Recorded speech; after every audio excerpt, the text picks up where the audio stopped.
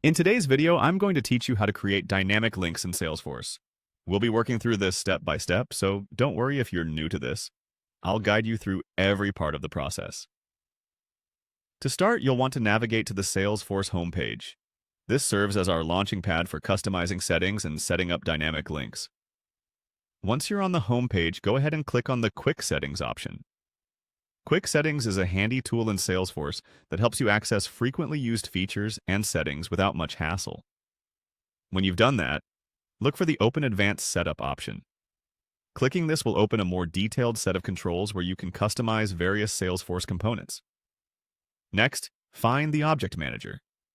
The Object Manager is your best friend when it comes to customizing your Salesforce environment. It contains all your objects, which are the foundation of your Salesforce data structure.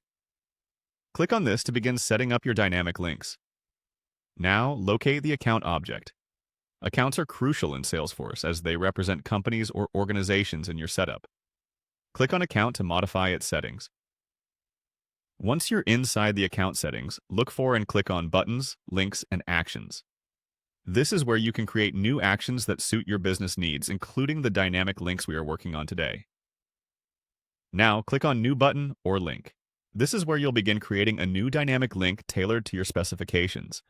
You'll now see a space where you need to type in your label. The label is simply a name for the link you're creating. Make it intuitive so that anyone using it will understand its purpose at a glance. After that, type in your name for the button. This is usually a more technical or system-level name, whereas the label is more user-friendly. Next, you'll need to input the URL. This is the web address to which the button will direct users. If you need a URL, you can easily find it by navigating to the page you'd like to link to and copying the web address from your browser's address bar. Now, click on the Insert Merge Field button.